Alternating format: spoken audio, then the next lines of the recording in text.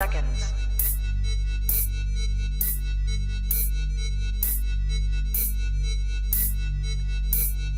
T minus 20 seconds.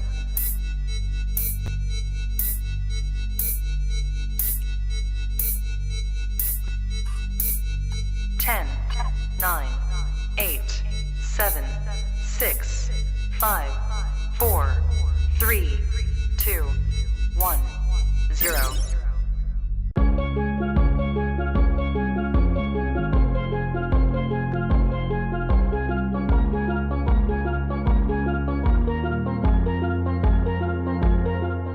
Isn't it good to know that no matter where you are, you're covered? Covered by a company owned by Vincentions that understands your unique insurance needs. At Metrosint General Insurance Company, we've invested 50 years of service to guarantee that you have the peace of mind that you deserve. When it comes to motor vehicle, property, employer's liability, business insurance, and much more, we've got you covered. Our professional and friendly staff understands your needs and ensures you understand your options. Metrosint General Insurance Company.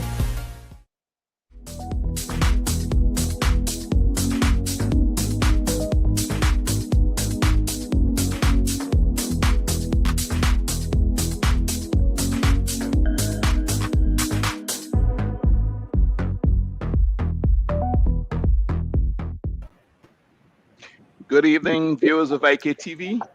We're back with you again tonight, and we're on this program that we've given a little rest because of the volcanic eruptions.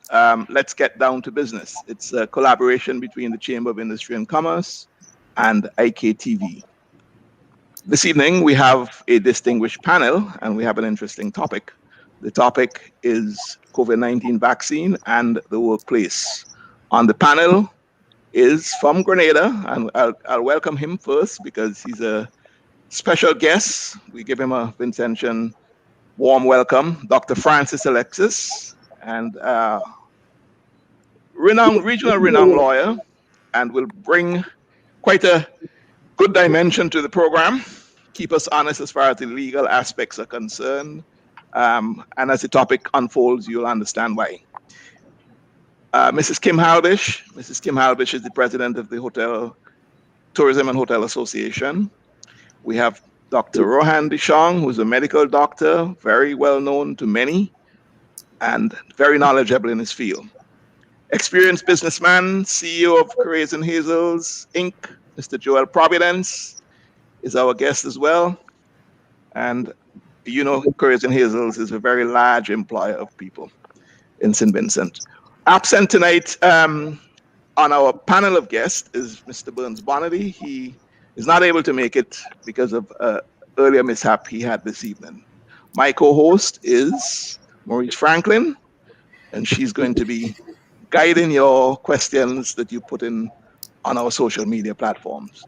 So guys, let's get down to business. Dr. Dishong, we're talking about the COVID-19 vaccine. And in St. Vincent and the Grenadines, it's, well, mainly, if not solely, the AstraZeneca. Is the AstraZeneca safe? I'm just going to start by asking you that question. And I'll answer it simply, yes, it is safe. So why is there a lot of speculation in the news? Locally, regionally, internationally, I see stories about the AstraZeneca. The most recent one is that if you are 40 and below, there seems to be some advice that perhaps it's not best to take it. Is that related to the blood clotting issue? You know, I'm a bit confused. It all started because once you have any product, unfortunately, it's what's called a nirvana syndrome, that doesn't give you 100% assurance that it's going to work. And that only works for medicine, okay? They don't apply to business, etc. Then people get skeptical. So if you take a paracetamol and it doesn't relieve a headache 100%, people will say it's no good. It's the same thing with the vaccine. AstraZeneca started with bad adders, so that people heard it was only 66% effective. And then subsequent studies show no, it's almost as good as the others, 90%. And then because it was the most used one, it started just before the Pfizer and Moderna in the US. It's been used extensively in almost everywhere apart from the US. There's about 750 million vaccines given so far, and AstraZeneca has been half of them. So that in terms of side effect, you would see them more with AstraZeneca. And the first and significant side effect that people realized was the risk of clotting. Basically, it's not just any clot. This is a strange clot that we've known about for years, but it's extremely rare. And it occurs in an environment where we least expect it. Places like in the belly or in the intestinal blood vessels or in the brain. And it has an incidence between 1 in 250,000 to 1 in 100,000. In other words, if we vaccinated everyone in St. Vincent, we do not expect to have one of these clots. Notice it's a game of probabilities, really. Yeah, but it's also very safe. In other words, what we have to be worried about is how does it affect us as a nation?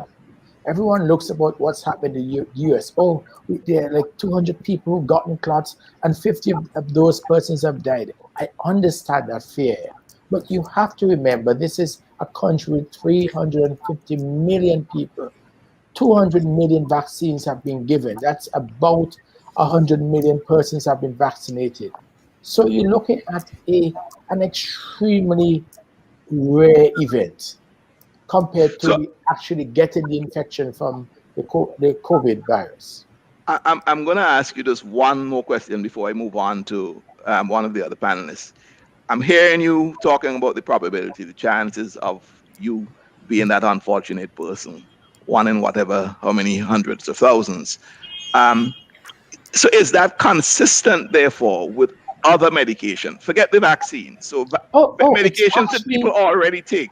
It's actually so much safer than so many other medications, which is interesting because we don't generally give medications to 100,000 persons. In other words, we're not going to give everyone in St. Vincent paracetamol, or everyone in St. Vincent Viagra, or everyone in St. Vincent cough syrup, or everyone in St. Vincent pressure tablets or sugar tablets.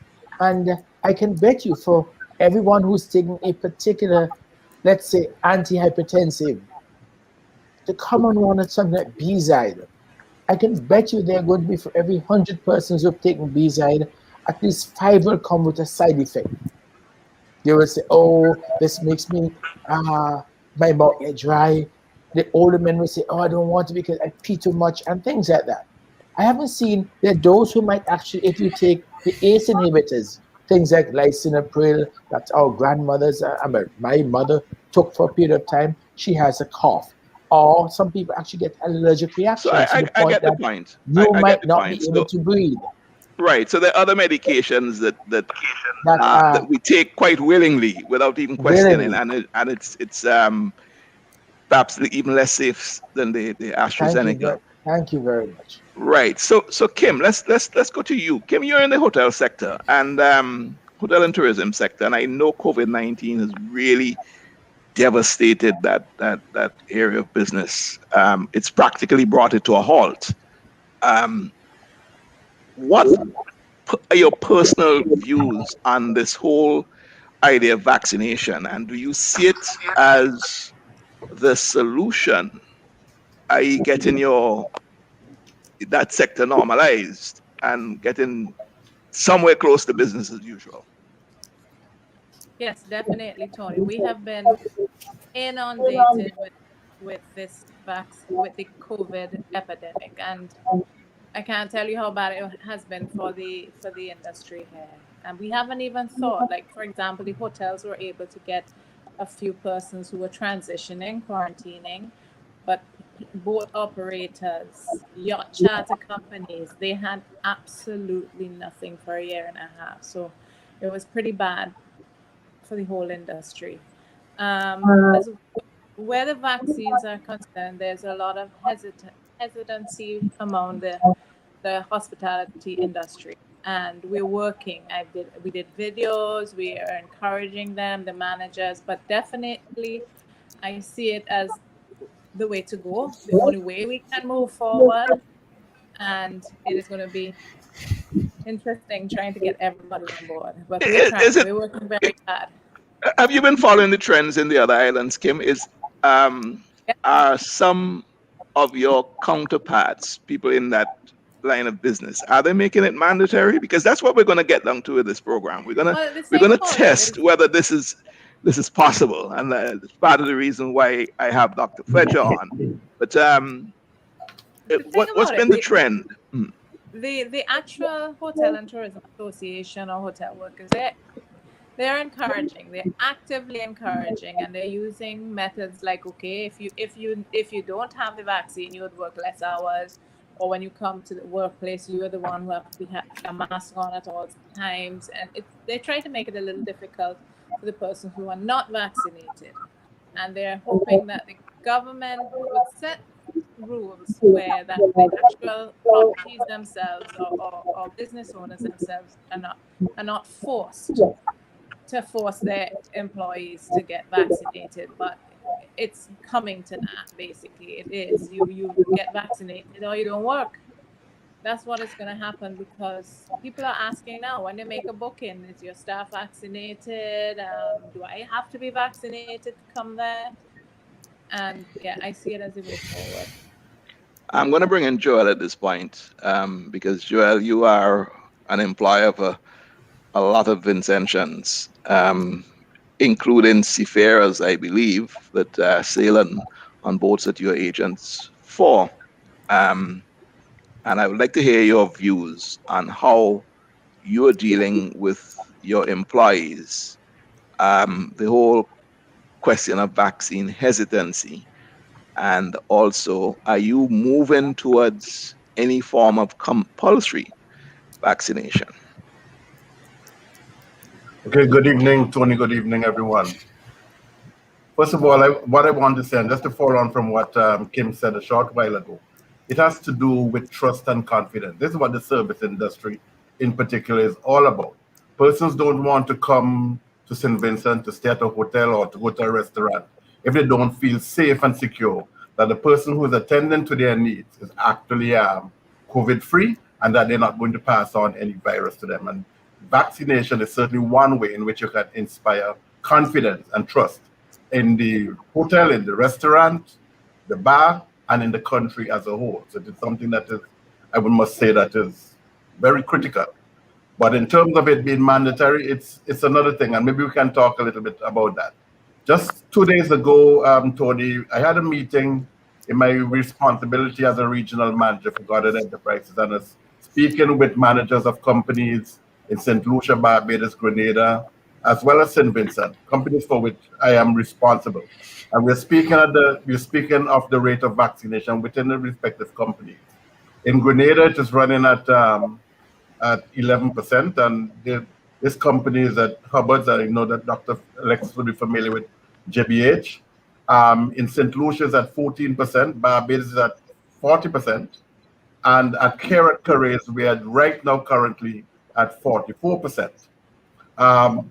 We have gotten 44%, which I think is significantly higher than the national average, because we have been at it constantly. We have been beating the drum. We have been working closely with the Ministry of Health to have Friday mobile clinics here at Carres and so on, and inspiring the employees and so forth as to the need for being vaccinated. But there's only so far that we can go currently, and because we don't want to pressure the employees to the extent that they feel that the only how they can maintain their job is to be vaccinated. That is not the case, even though that some of our employees may believe or begin to believe so. But so therefore, we have to look at strategies in which we can actually get persons to willingly agree to take the vaccine in favor of themselves, their family, their co-workers, and everyone else around them. So what if they don't? What if your strategies don't work? What if 3 months from now you are still in the same place and your business is being affected accordingly? What would be your next move, Joel? Okay, well then it now comes back now to the existential threat that the whole situation poses to our business and what we are going to do. If I just look at the cruise tourism business first, and I'll come back to our general Sure. retail trade shortly. We were out of business for an entire year. We lost a lot of money. In fact, when the industry closed on us suddenly in late March last year, we had cruise lines owing us millions of dollars, and it took us quite a lot of effort to try and get back our money. In fact, we still have one cruise line that is still owing us money. But from our side, we don't want to owe anyone money, so we have to settle all our debts with the Port Authority and all the service providers and so on locally in St. Vincent. So we have lost a lot, and at the same time, we try to work along with our employees who have been involved in that area, and we will continue to plug along to encourage them that they got to be vaccinated. Now, the cruise lines are saying, and as they state, they're suggesting strongly, and that more or less says that you virtually got to be to have all your staff in the industry vaccinated. That all the passengers on board the cruise ship coming to St. Vincent and the Grenadines will be vaccinated. They expect that the crew on board will be vaccinated as well, and the person with whom they're going to interface must be vaccinated. That is what they more or less saying that is the scenario that they need to have. I know that there are other persons at play that would have some way to do with the industry, but similarly, that is why the government, through the Ministry of Tourism, the Tourism Authority, and the Ministry of Health, talking with the cruise lines as well to see how we can create a bubble around what is done here in St. Vincent. And it would have implications for some persons who are involved in the industry if they have decided not to be vaccinated. That is an existential threat. It means in a situation like that, is either the business dies or we be vaccinated in order to remain in business and to employ persons. So in a case like that, to my mind, I can't see that we have any choice. And I don't see that as a violation of our Protection of Employment Act, of the Public Health Act, or any of the fundamental rights. But I'm not a trained lawyer, so I guess that Dr. Alexis. So we'll defer this to Dr. Alexis, but I hear you saying, Joel, that if it comes down to that existential threat being realized, and you are no longer a viable business because your employers are not vaccinated, then you may have to move to the compulsory mandatory scenario. Dr. Alexis, what legal grounds does the private sector? I'm dealing with the private sector. Is there any legal thing that would stop a business from making it mandatory that employees be vaccinated? First of all, Tony, let me tell you, thanks very much for having me. I notice you introduced me only as a Grenadian, but I would have you know I am entitled to hold a Vincentian passport because coming out of the foot of the Lasso Fray, a little village called Chateaubalais, that's where my wife comes from. Yes. Yeah. Margaret. So you're married to somebody from Chateaubalais?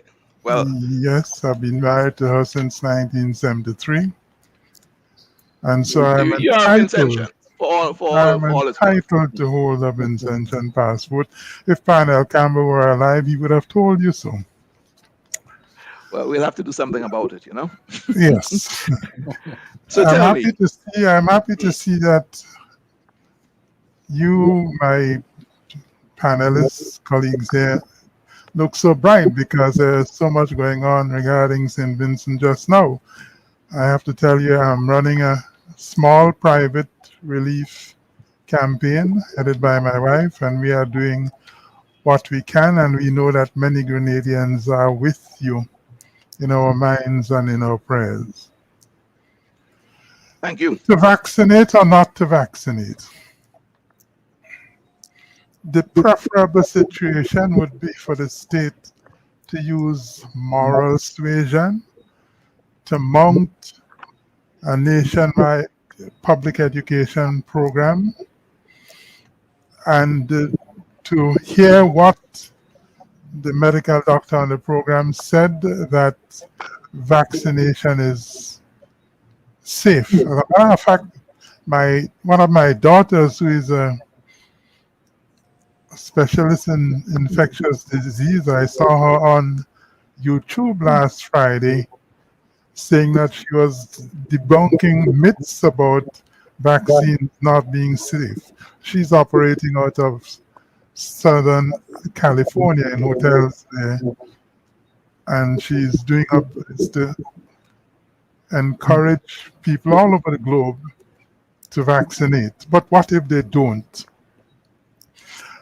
Across the Constitution of St. Vincent and the Grenadines, there are several provisions which are talking about protecting the interests of the public health of St. Vincent and the Grenadines.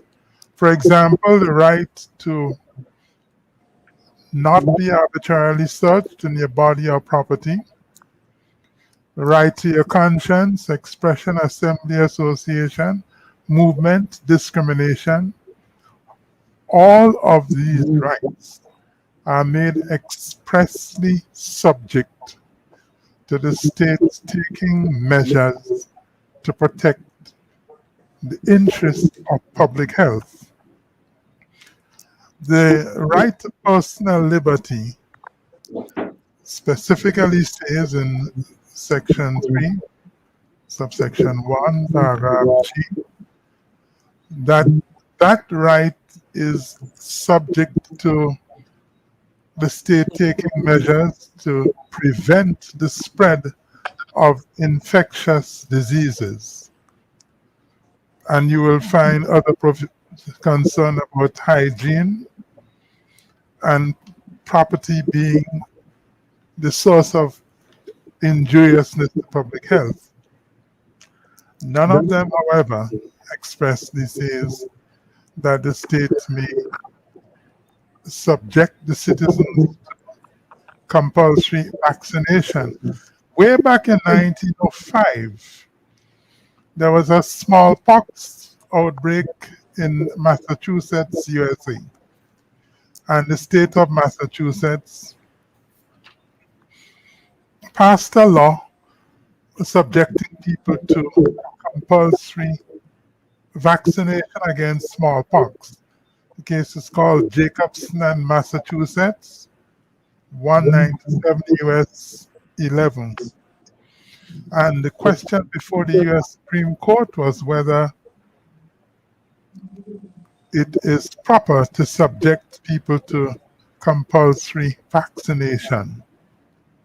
And essentially, the United States Supreme Court said that really is a matter for the lawmakers, and the lawmakers pass a law requiring people to be compulsorily vaccinated. The law has to be complied with.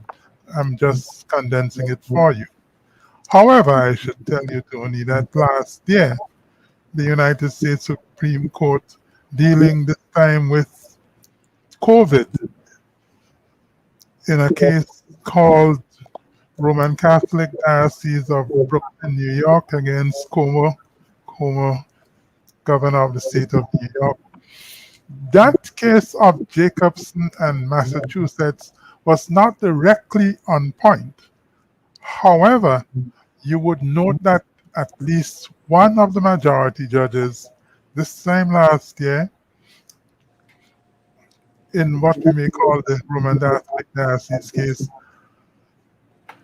I wouldn't say cast aspersions on Jacobson and Massachusetts, but certainly raised the issue whether that case might be decided the same way today.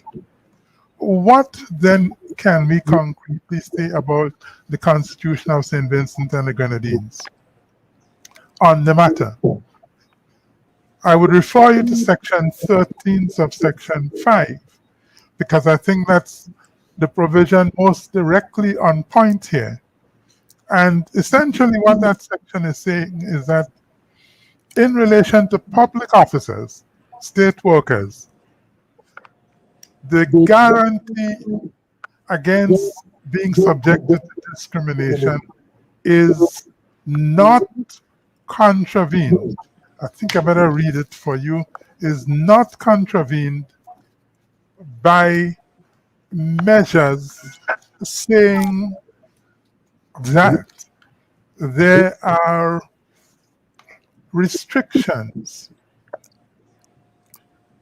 regarding place of work. I think that's the most helpful one here.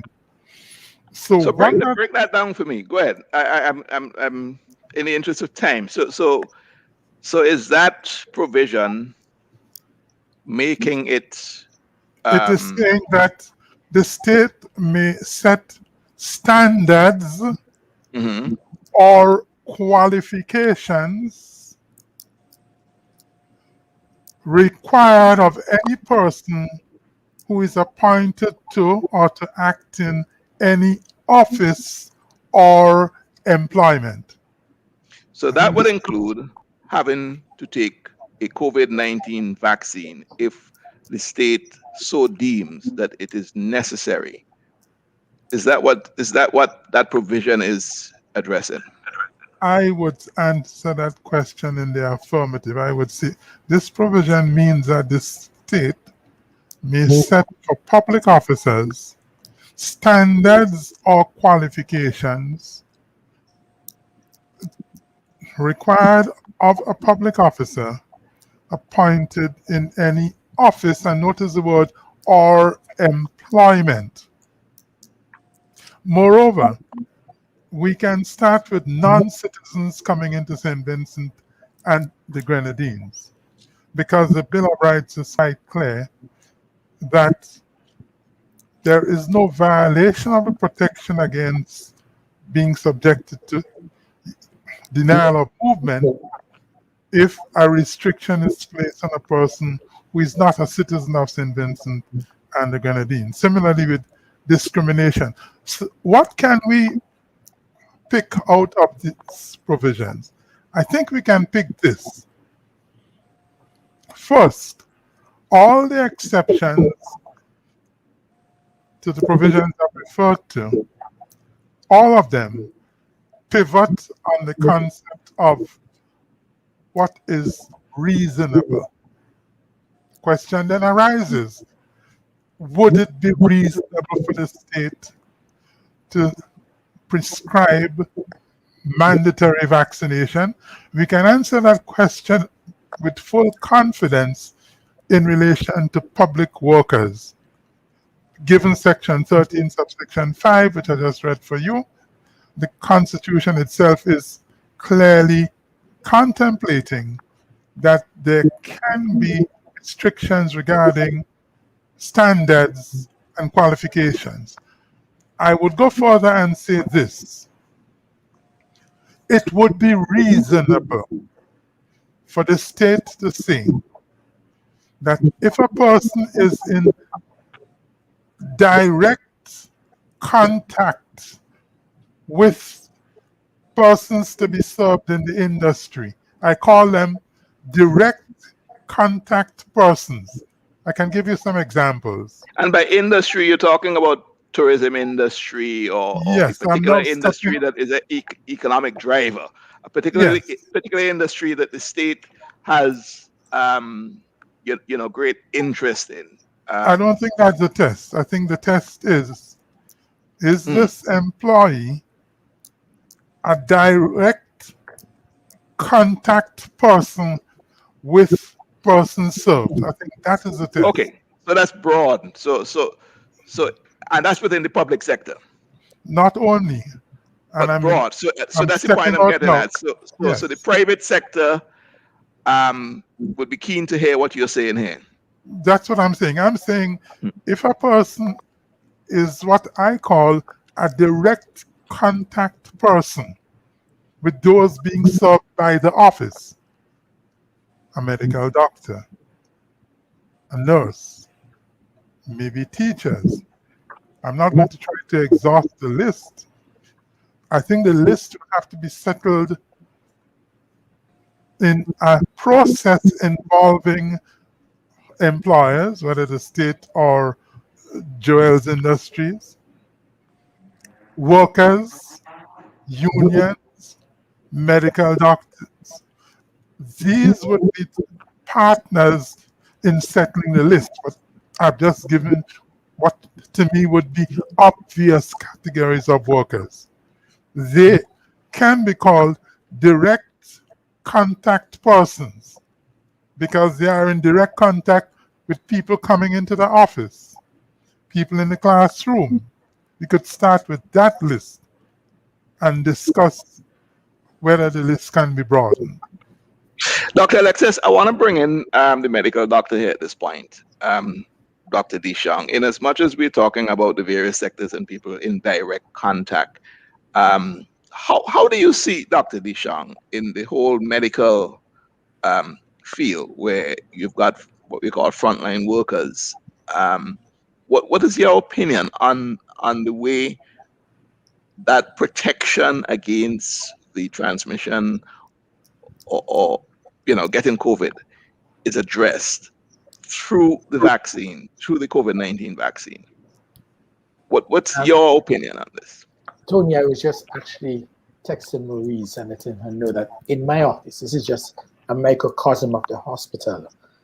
Both my secretary and nurse decided to get vaccinated because I explained to them that the last thing I want is a patient coming into my office who is COVID positive, even if they're masked, they can still transmit it from their hands, etc., and give one of them COVID, and it affects them adversely because it's so difficult to know who would be affected and who wouldn't be.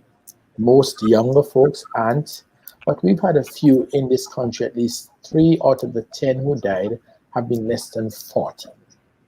So I personally think every health professional should be vaccinated. Should it be mandatory? It should be mandatory.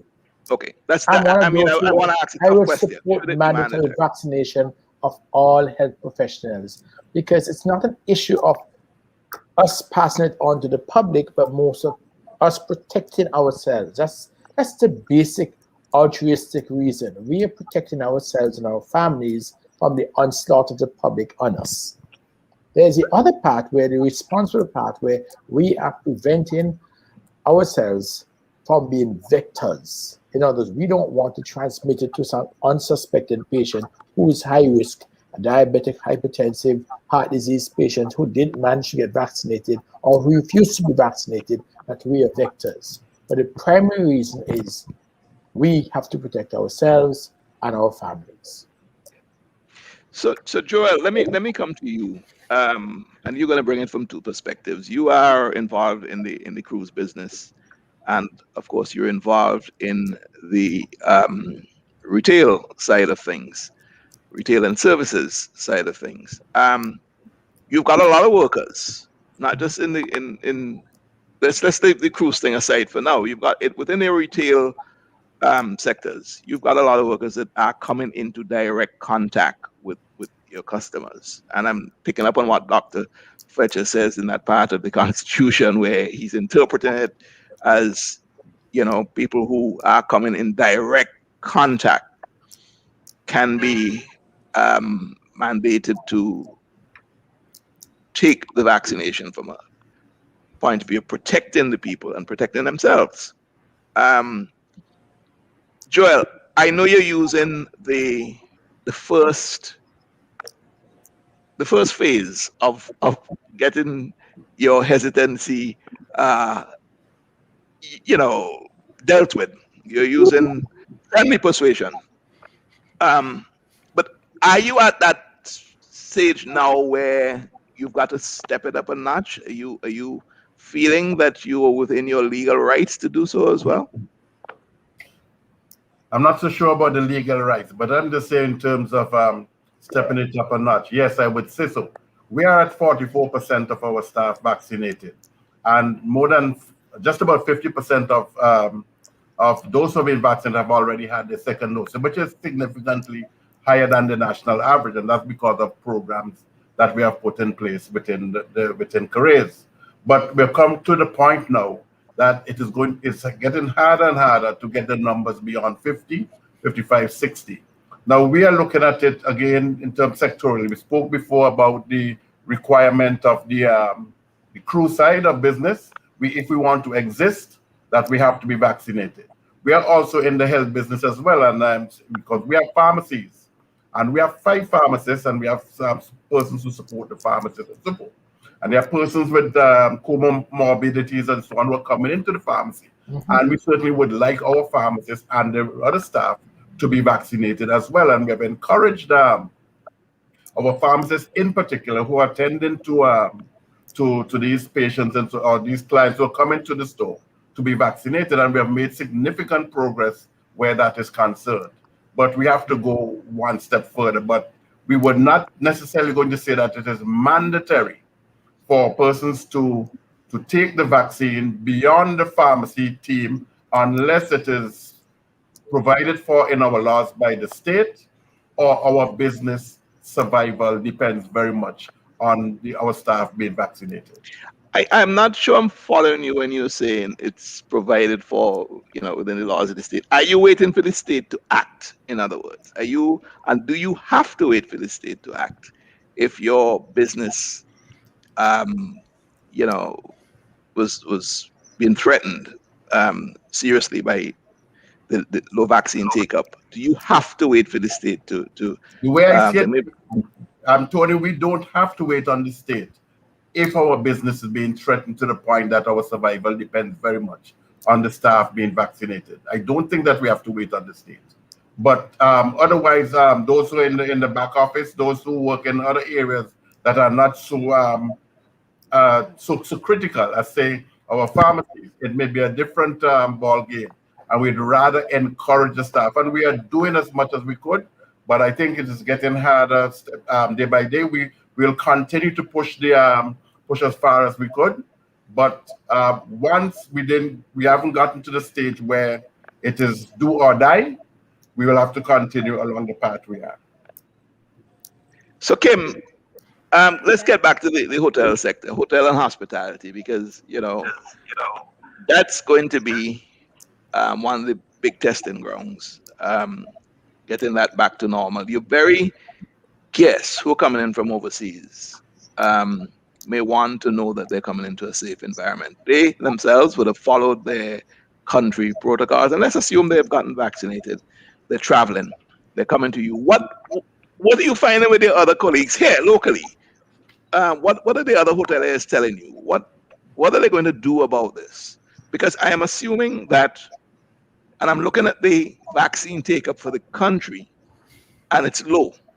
So I'm assuming that it's no different in your sector. That low take-up is reflected in the hotel sector. So what are you going to do? Well, they say the low take-up is in part because Vincentians did not feel the effects financially, a lot of them. Those in the hospitality industry did, but not to the extent of the region or the world as it may be. We never had a curfew, we never had lockdowns, so we never closed our borders. So I think that also is one of the reasons why the uptake on the vaccine hasn't been better than it is. I have discussed with all our members, and yes, it is a big problem, and most of them feel they'd like to make it mandatory. But we have made the decision on an association level is that we cannot force someone to take the vaccine, because God forbid they take it and something happen, then we become responsible. So we're basically encouraging Kim, hold on right on that point. And I want to go to a break, but I want to bring in Dr. Alexis here. Kim is making the point that they don't want to make it mandatory because, as she says, God forbid, somebody goes and takes the vaccine and something happens. Dr. Alexis, if that is the scenario, does that person, the family of that person assume that they're deceased because of the vaccine or they're seriously impaired? Does that person have recourse, legal recourse? How is that going to stand? If a worker is required to be vaccinated, And that requirement is based on sound medical advice coming from, for example, the World Health Organization, the medical fraternity in St. Vincent Grenadines, the learning on vaccination globally. I should be surprised if any court of law would be prepared to hold an employer in that situation liable. But you can't anticipate a court. I'm just saying I would be surprised. I want to take our first break here. So when we come back from this break, I want to bring back in Dr. DeShong immediately, because a lot of this thing Dr. DeShong is writing on what is the opinion or what is the position of the World Health Organization. I'm picking up Dr. Alexis' last couple of sentences there. And I want to know what the Medical Association here, what their thoughts are. So let's go to our first break.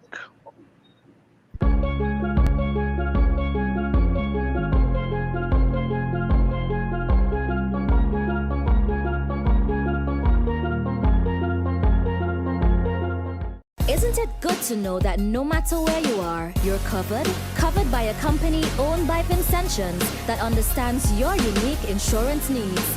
At Metrosint General Insurance Company, we've invested 50 years of service to guarantee that you have the peace of mind that you deserve. When it comes to motor vehicle, property, employer's liability, business insurance, and much more, we've got you covered. Our professional and friendly staff understands your needs and ensures you understand your options. Metrosint General Insurance Company.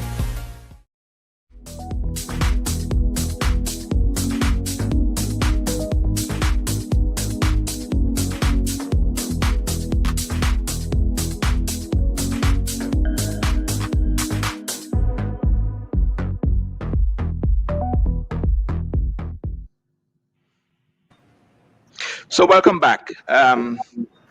My co-host has been busy typing in the chat, and I'm going to bring Dr. DeShong in, and Maurice, I'll ask you to come in right after Dr. DeShong for your thoughts. Dr. DeShong, in this discourse so far, what I'm getting the impression of is that we don't know who's to take the lead in this, let me say, compulsory vaccination strategy. Certain people seem to be waiting on the state to act.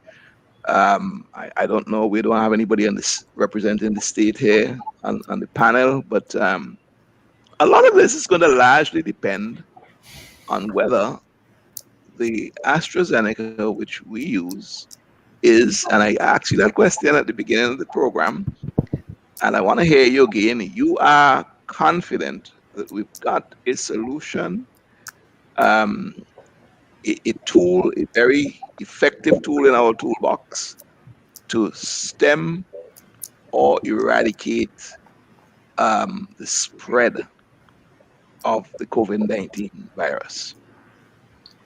Yes, Tony, let me give you the facts. 95% effective in stopping the infection and the spread. So those people say, oh, it doesn't completely stop the infection. Yes, it does in 95% of cases. Oh, it doesn't stop you from dying. Yes, it does, because if you have that small risk of getting the infection, then you will be most likely mild and not be hospitalized. So it is effective. The Medical Association believes in it and recommends it. And we, if we were asked, would strongly advise the government on certainly mandating that certain sectors of government workers be vaccinated. For example, healthcare workers. Less than 10% of nurses are vaccinated. What about the police force? Oh, certainly, especially those, well, all police are frontline work is essential. The police force, the health fraternity, the firefighters, first responders, they should be vaccinated. The nurse who vaccinated me, I asked her, while you were preparing for the second dose, so nurse, you're vaccinated? She said, no. She says, well, I'm just thinking about it. I have to be convinced. And she's giving me all the nice subjective quasi reasons why. And I said, but haven't you thought that in all your dealings with the public that someone can give you COVID and vaccinating yourself or getting yourself vaccinated is protecting you? And she gave it a thought and she said, it's true, I'm going to think about it. So you're telling me that even within the medical profession there's a lot of hesitancy? Yes, there is. Because that's a problem if that's the case. Is. I think because if the medical profession, if the nurses don't, the public, not the medical in terms of the doctors, most doctors but have been vaccinated. Within the health sector. Yeah, in the health sector, the nurses have been very reluctant. I actually tease my senior nursing colleagues and tell them it's time to get your junior colleagues vaccinated. And they all shake their head, that's true, but we can't force them. So unless this is hinged to the jobs, they're not going to.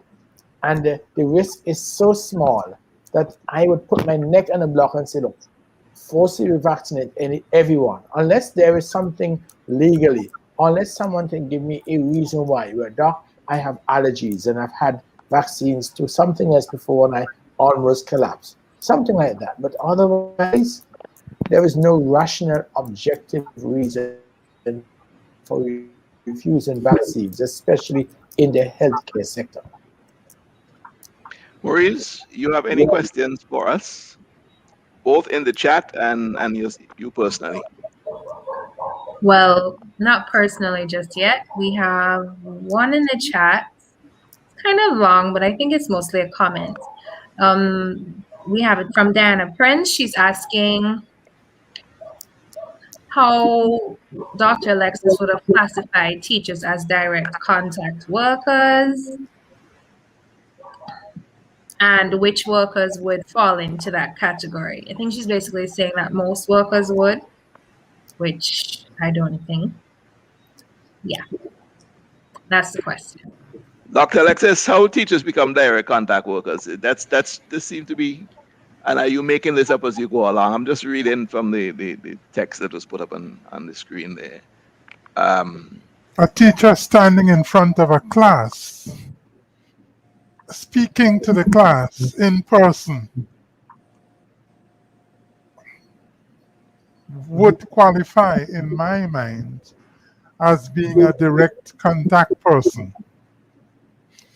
A teacher sitting in the staff room and commingling with other teachers, that's a direct contact person.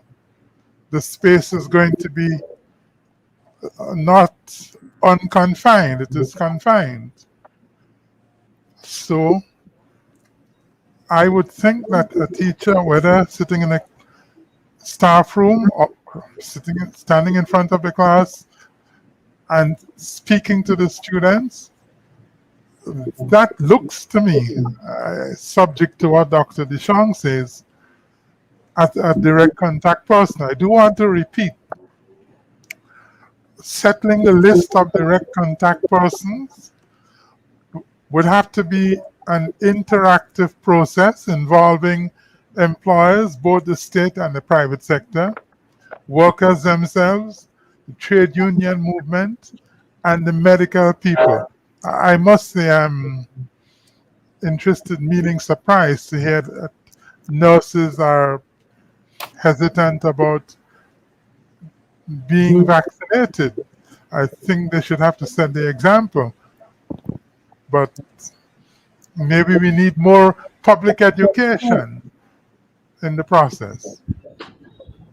I actually do have a question in terms of when you would have said that it's basically up to the state to set the standard. Is it that, say, Mr. Providence at Correz, he wanted to set the standard as a private employer?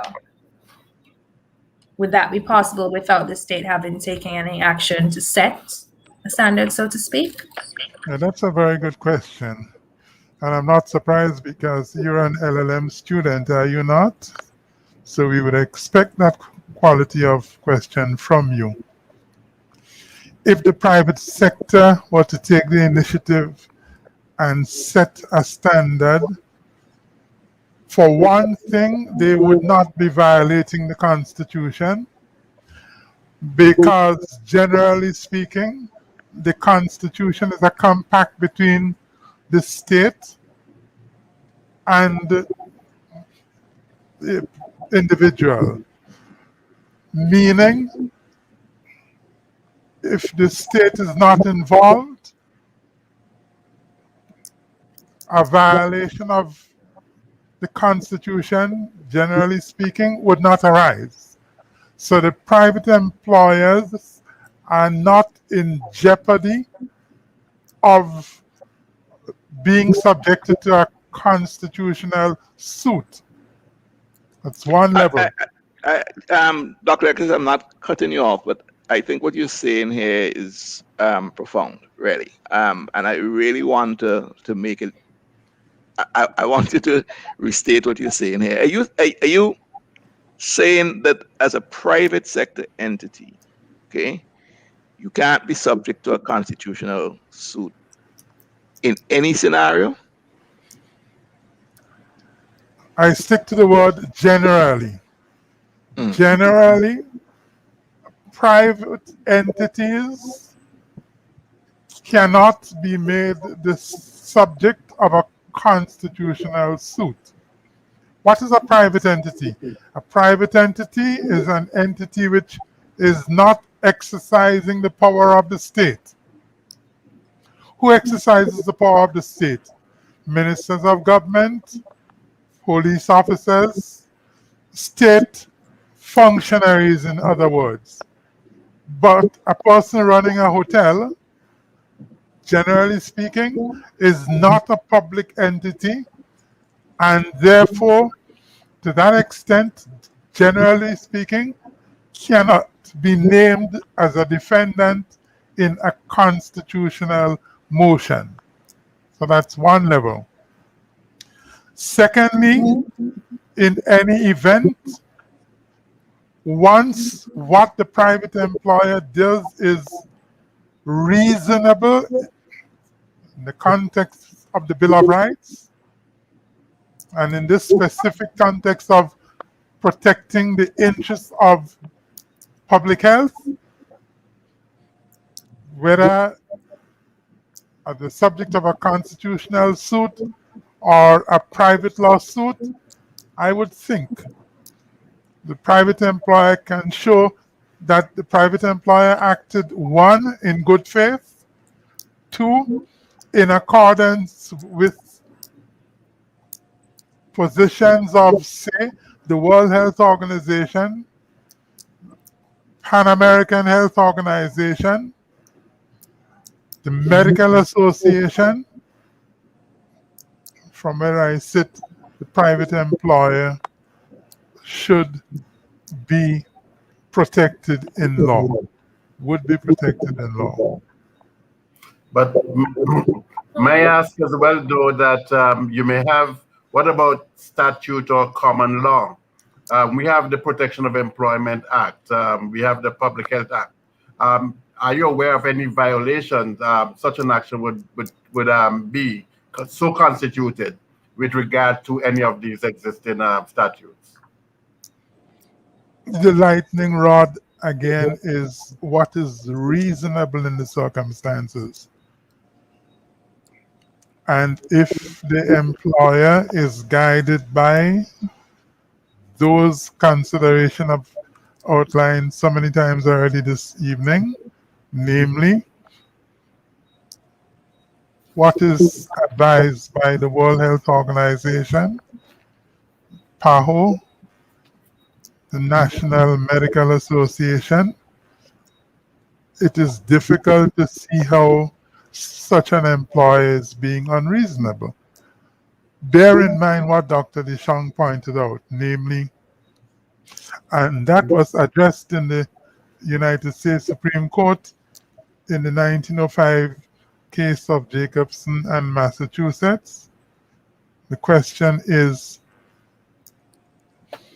are provisions made for exemptions For example, a person underage, a person who genuinely has it in his or her thought that this vaccination is not safe, but a person can't just sit down and say, I don't think that this is safe. That's not a test. The test is what is reasonable in all the circumstances. So whether it's the private sector or the state, allowances have to be made for genuine exemptions. Somebody who has a medical history of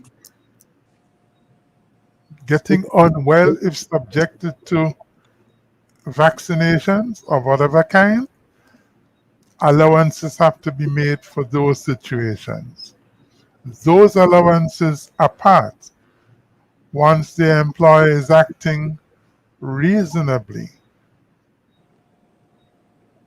the employer, whether state or private, should be in a good position. Tony, Go ahead, Kim. Go ahead. I personally think it has to be state driven because there's a lot of other outline issues like severance. People have persons that have been working for them for years and years and years. You say you don't take the vaccine, you're fired. You have to leave. Companies have been hemorrhaging for the last year and cannot afford to sever people. So I think there has to be some kind of cooperation between both the state and the private companies. It just I'm trying to figure out how the state can prevent you from having to pay severance. Because let's say the state comes in and says, okay, fine, this is now mandatory if you're working within the tourism sector, what have you. And then somebody refuses to take the vaccine and you therefore have to lay that person off. Does that mean that person is not entitled to, so that they're summarily dismissed? No, I Dr. think Alexis or Joel, is that a summary dismissal? No, I think, Tony, that that would not be classified, in my opinion, as cause, and that person would be entitled to severance. But I think, for the survival of your business, just find the money, pay the severance, so that you can move on to run a successful business. That's I want to look, Tony, because you're talking about hotels that have not been making any money. They can't find the money. It's not as simple as that. You have charter companies who people working for 25 years. If they refuse to take it, they can't afford it. They just sink. They go out of business. So there need to be some serious dialogue and some working together, Dr. Alexis, this is a very interesting point here. What if it became some sort of mandatory exercise and a worker decided, all right, I am not taking it, mandatory or not, and the employer says, well, you have to leave. Is that person going to leave without severance? I would defer to Burns Bonady. Can you get him on the phone? Burns, unfortunately, I really would have liked him on this program. But unfortunately, at the last minute, he had a bit of a mishap. But that is a very interesting point that Kim is, and concern that Kim is raising there, because I am not sure, Kim, that even if the state intervenes in that way, that then means that you are not liable entitled to pay the person. Which is probably true, but it is a big concern for companies that have. I understand that, Kim, but I believe that severance would be an entitlement that still would remain with that employer you would lay off. Let's look at another scenario here, because I've heard some employers talking about this as a strategy to move forward. Try to encourage the existing employees to take the vaccine, but those who are coming in new, make it mandatory. Is that a form of discrimination, Dr. Alexis? Because you're saying, all right, those who are already in the employment, they can stay there without being vaccinated, but for me to enter new, I have to have the vaccine. Is that a sound policy? Is that a policy that wouldn't be subject to raising eyebrows along the discrimination line? We can refer to an analogy. Judges of the Supreme Court. The Constitution says you can't adjust the conditions of service of a judge while the person is holding office. But that doesn't mean you can't change the conditions for somebody now coming into the post. You certainly can. If you can do that for a judge, it must follow. Yes, you can do that for others too. Yeah, I think. I would support that, Tony. I believe that is as a condition. I mean, we're talking again about reasonableness and under the circumstances that you require persons who join in your workforce to be vaccinated. Under the circumstances, I see that as acceptable and not a form of discrimination. Let us look at, just go shift a little bit from vaccine to the thing of testing, because I understand there are people who are refusing to be subject to a test as a condition for continuing to work. For example, if you said, Kim or Joel, that, all right, my existing workers, you're going to be subject to a test every 10 days. And even within the public sector, is that reasonable? Is that something that, again, would result in some sort of uproar along the labor side of things? So I'm just throwing that question out there. Dr. Alexis, you can pick that one up again, because you've been guiding us along the legal lines. Can a person refuse to take the test? The frequency of testing, I would have to be guided by Dr. Dishong on this, because it seems to me that after a certain point,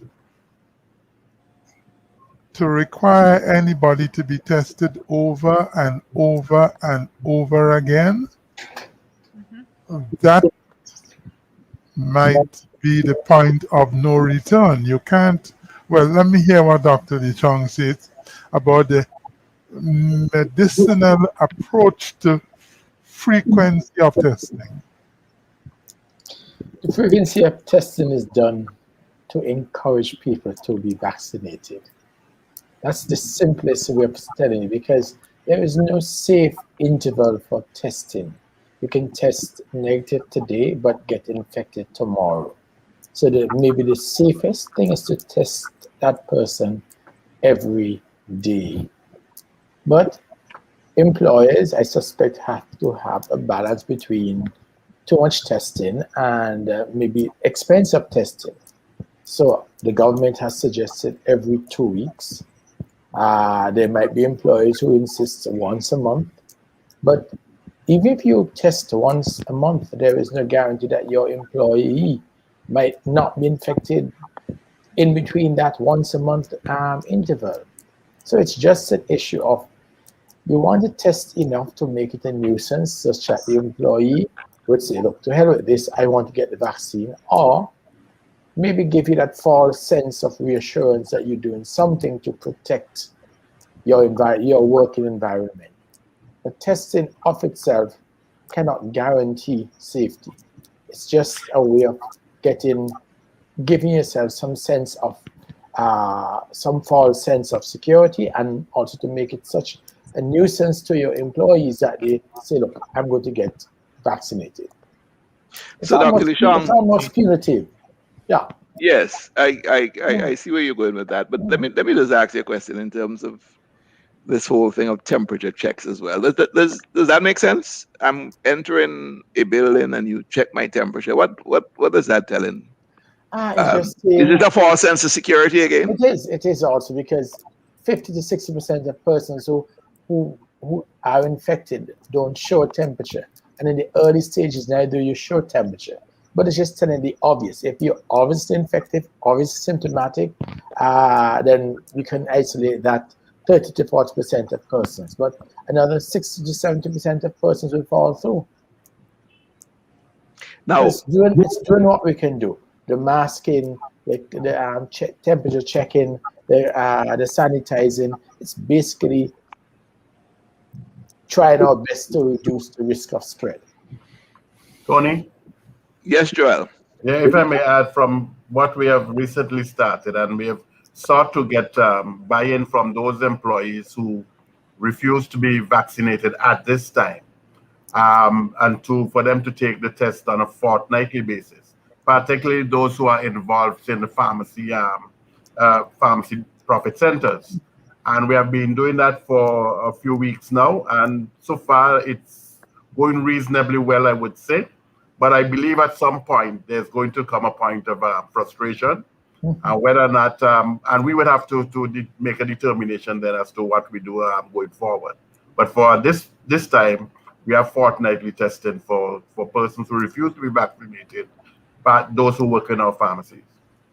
So according to Dr. Lishong, you're using the nuisance approach, the frustration approach, basically. No, this is just for safety and to ensure that risk because listening to him, that is really a false sense of security. Because the interval in between them being tested, the 2-week interval, is not guaranteed that person tests today and 2 days after picks the virus up and comes and spreads it. That is true, but we are guided by the interventions of the Ministry of Health. Dr. Lishong, may I say you're guided? How would you respond to Joel there? As I said, I don't think the Ministry of Health had any scientific reason or any scientific basis for advocating 2 weekly. In truth and in fact, just the whole aspect of quarantine for people coming to the country. See what happens? They come, they're tested on arrival, right? And they're quarantined, and the test is repeated 5 days later, not 2 weeks later. And if that second test is negative, then they're given some amount of freedom, but still not total freedom. And that's just telling you, we are fully aware that unless we can be testing you every day, we're going to miss some people. Likewise, 2 weeks worse, once a month, even worse, because it means that you can actually be infected and recover 3 weeks later and test negative again. But between day 1 and day 30, you got infected, you spread to 100 persons, you recovered, and by day 28, you're negative again. If you're doing it every 4 weeks. And if you do it every 2 weeks, you get the infection, you pick it up on the second test, but in that interval of time, you've already had 4, 5, 6, 10 days of spreading and not know. So it gives Dr. you a false sense of security. Yes. Dr. Alexis Yes. and Dr. Lishong, let me put this scenario to you. Suppose a person decides, okay, I agree to being vaccinated, but I don't want the AstraZeneca. I want the Moderna, the Pfizer, and that's not available here in St. Vincent. Let's say it's not available. What do we do?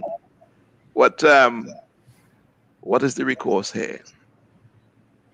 That's a very big question, because whether the state can subject a person to a particular vaccine, I don't think that can be done. That's a very big question. If the vaccine is passed by the authorities. Who would be the authorities? Go back to basics. What is being said by the World Health Organization about that vaccine? What is being said by PAHO about it? What is the medical association locally saying about it? I think these are the three determinants to decide whether the state can say this vaccine is passed, and the state can properly say to you, you should take it. You see, this matter of compulsory vaccination, it's a very delicate issue. I saw a Caribbean Prime Minister on TV snapshot essentially saying, if you wouldn't take the vaccine voluntarily, you're going to be forced to take it. I didn't like the sound of that at all. I saw another Prime Minister being far more diplomatic about it. But once a Prime Minister is going to come out and say, we're going to force you to take it, that in and of itself can have pushback against taking the vaccine.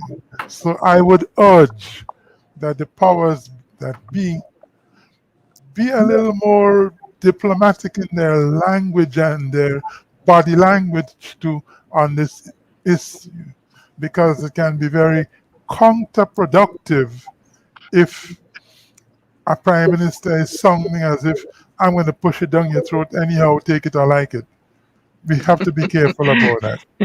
That's a good point for us to take our second break. Go ahead. I was just going to say, similarly, on the issue, which vaccine might a person be required to take? I think I've answered that already. Yes. Yes, you have. And I when we come back from the break, I'm going to bring in Dr. Lishang again on that point, and then we're moving down on the home stretch. So, Morales, over to you. We'll go for a second break.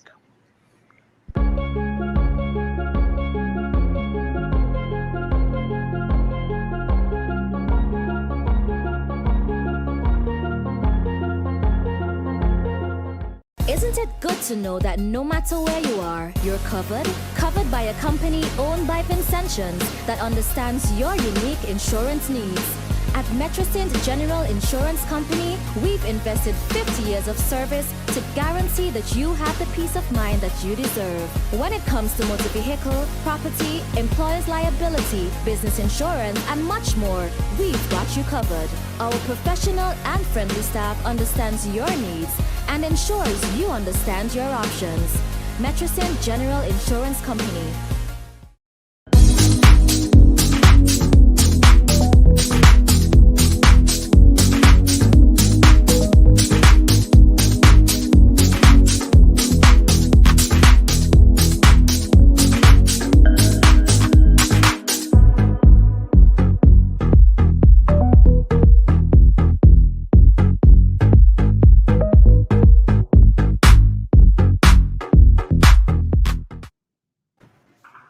Welcome back. We're in the home stretch, and Dr. Lishang, I wanted to bring you in on that point. Can somebody, in your opinion, you think they would be justified in saying, look, I'm reluctant to take in fact, I don't want to take the AstraZeneca. I want the Moderna. I want the Pfizer. Of course, they're justified, but I mean, is it practical? In other words, is your employer going to import their Pfizer just for, let's say, in Joel's company, he has 2,000 employees, and 500 decide that we want the Pfizer or Moderna.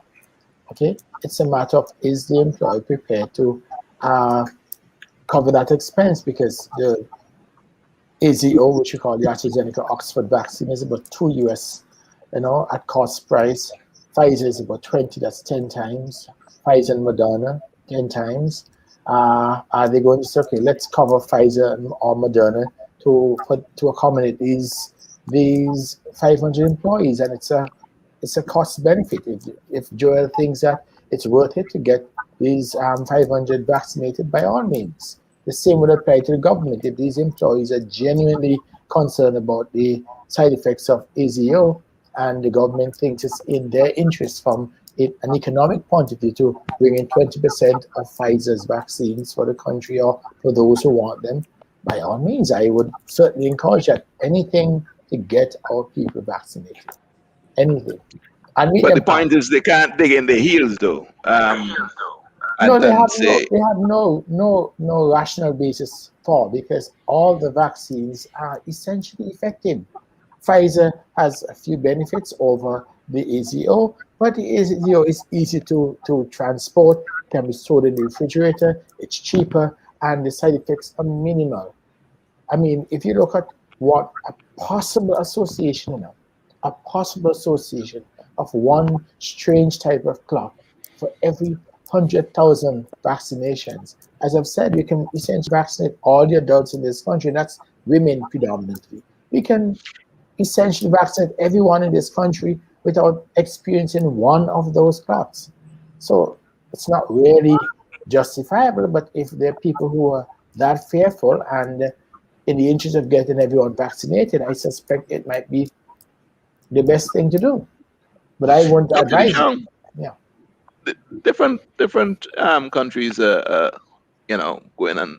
Well, I guess many countries are going on this vaccination drive. And from your research and observation, where have you seen positive trends? In other words, you can point to a particular country and say, look, because of the high vaccine take-up, the infection rate, if that's the transmission rate or whatever the technical term is going down and going down,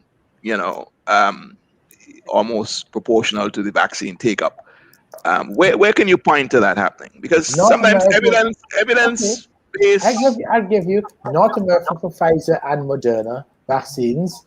The Israelis have just vaccinated more than half of their adult population. They've had a significant decline. They're using Pfizer and some Moderna. And the British have done the AZO for the last almost year, and they've had a significant decline also. So we have the British using AZO, the Israelis using Pfizer, and the most of US, not North America, meaning Canada, but certainly the USA, they've used their two, and recently Johnson & Johnson, and they've had a significant decline. You see their curve, it's been up and it's been going down. It's almost down to where it started a year and a half ago. Their curve is actually going down precipitously. The latter part of the curve is almost gone down precipitously compared to the front of the curve, which is a slight incline up. And since vaccination is dropped down, so you've seen it in the US, you've seen it in Israel, you've seen it in Britain. Before we go to Joel and vaccines. Joel, I'm coming to you, but you wanted to bring in a particular thing. Go ahead.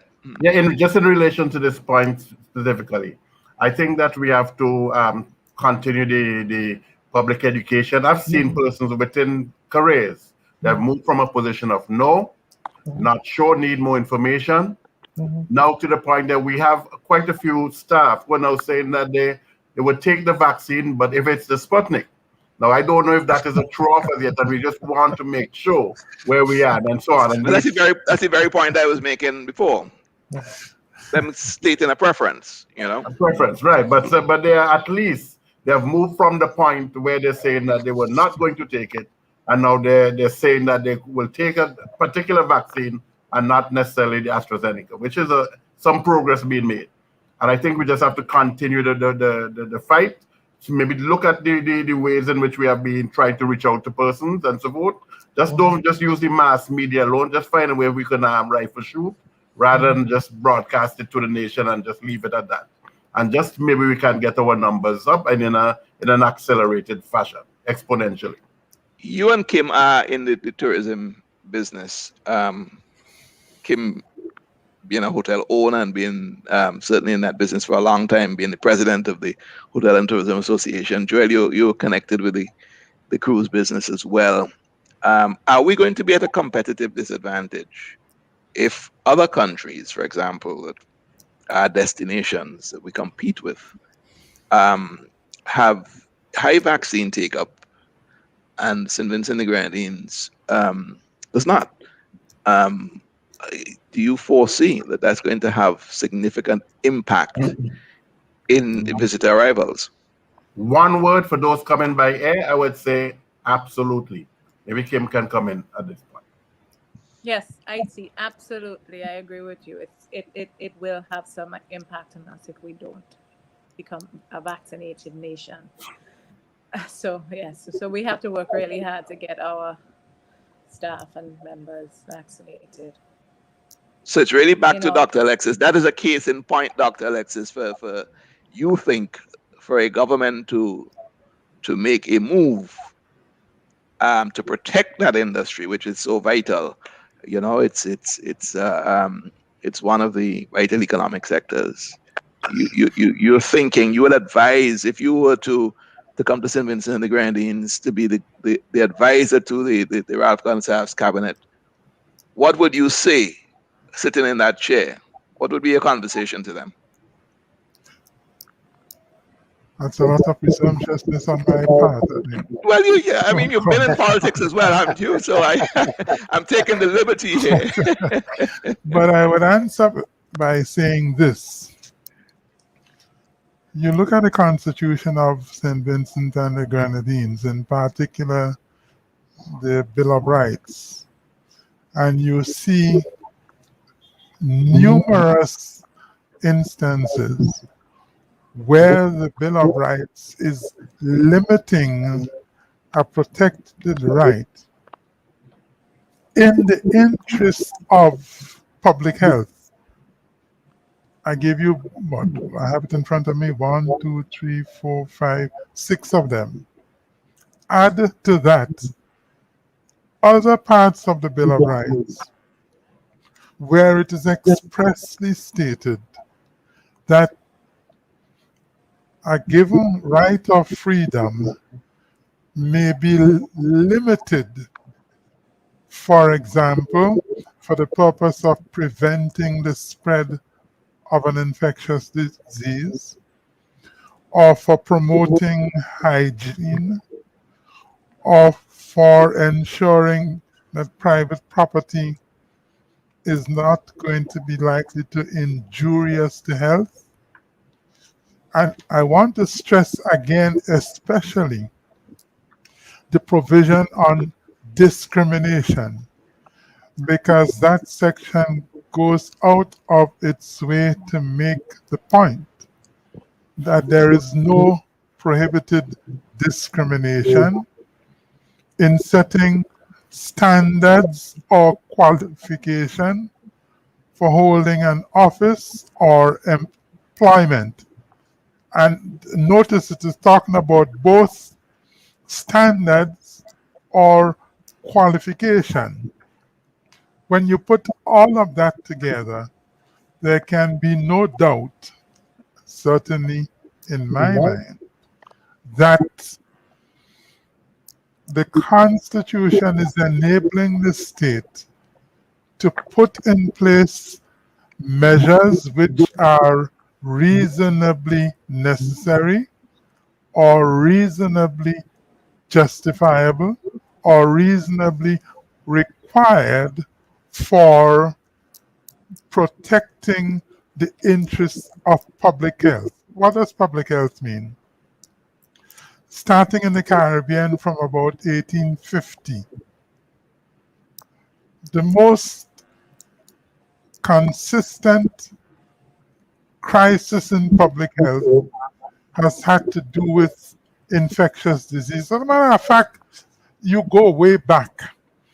The children of Israel coming out of Egypt under Moses, one of the first challenges they have had to face was an infectious disease problem. And if you contracted the infectious disease, you were put out of the camp. On whose authority? On the authority of God himself. So when Moses' own sister contracted the infectious disease. Moses prayed to God for quick relief, but God answered and said, let her be out of the camp for 3 days, because if she defied you, and by defying you, she defied me. I think there's a lesson in that for all of us. That's my answer. That is an interesting analogy that you're drawing there, but I have Dr. Lishang, who may have a slightly different view on that analogy. But Dr. Lishang, I think the point is, regardless of how we get to that convergence, I think the point that that Dr. Alexis is making is that some authority, whether it be divine or not, is required in making a ruling, coming to a firm position on things that affect the general population, such as an infectious disease like COVID-19. So forget the divine part, and let's get back to earth. I personally think the government has the mandate from the law, as Dr. Alexis was saying. I think it should be done in stages, and I think there should be a drive first to get the first responders, especially the medical first responders. I think we should lead the way. I can understand vaccine hesitation in this country when 90% of nurses are not vaccinated. Most doctors are.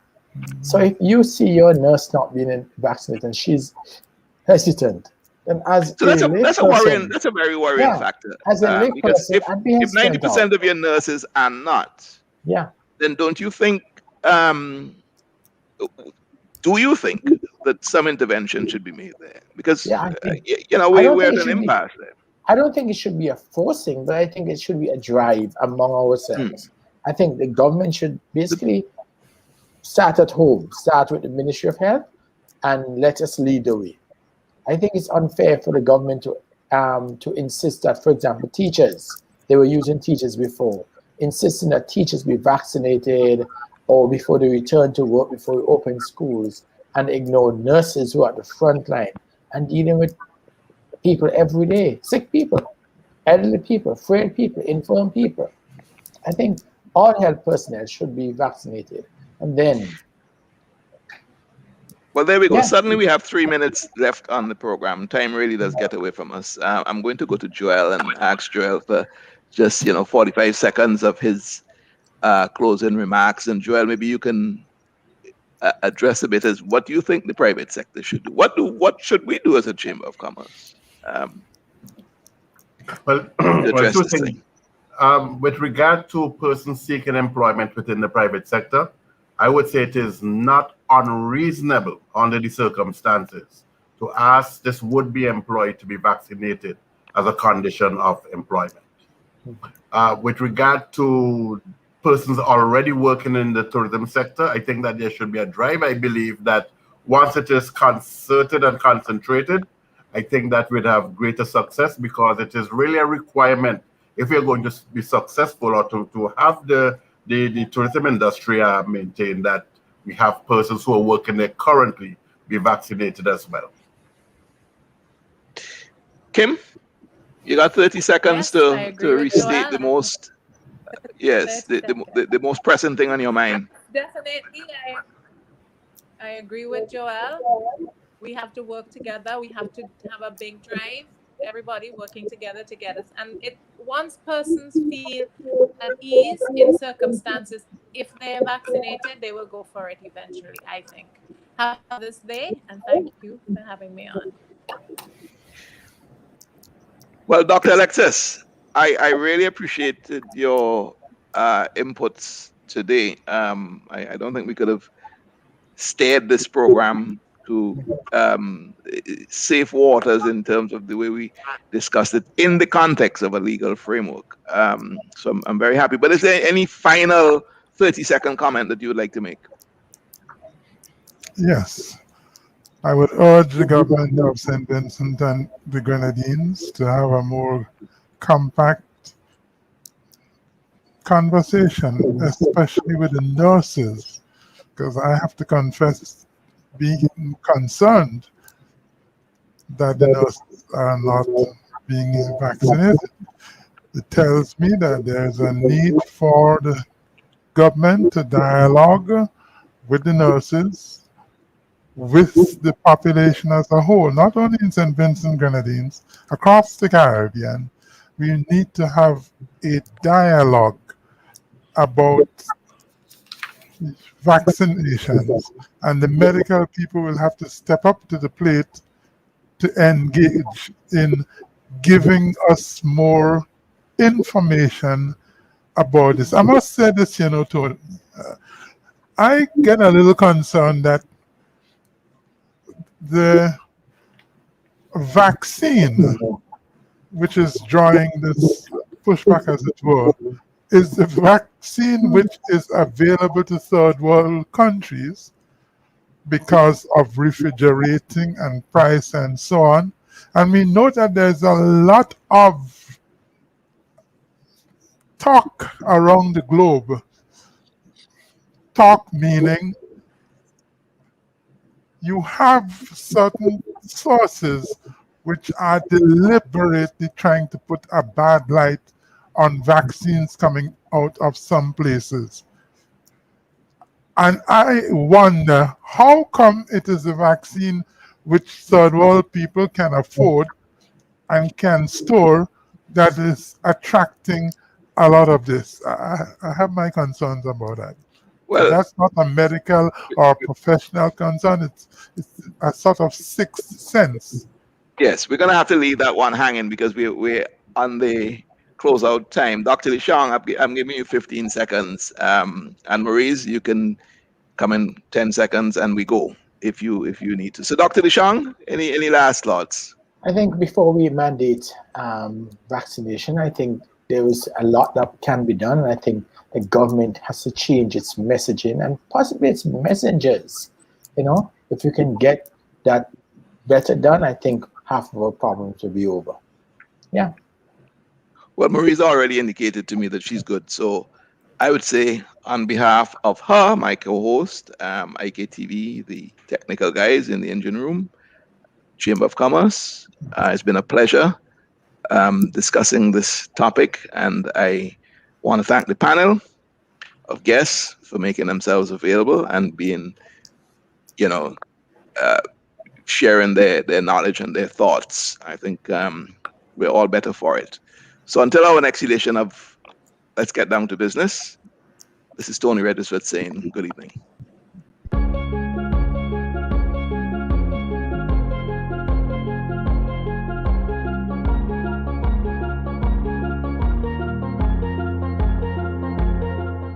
Isn't it good to know that no matter where you are, you're covered? Covered by a company owned by Vincentions that understands your unique insurance needs. At Metrosint General Insurance Company, we've invested 50 years of service to guarantee that you have the peace of mind that you deserve. When it comes to motor vehicle, property, employer's liability, business insurance, and much more, we've got you covered. Our professional and friendly staff understands your needs and ensures you understand your options. Metrosint General Insurance Company,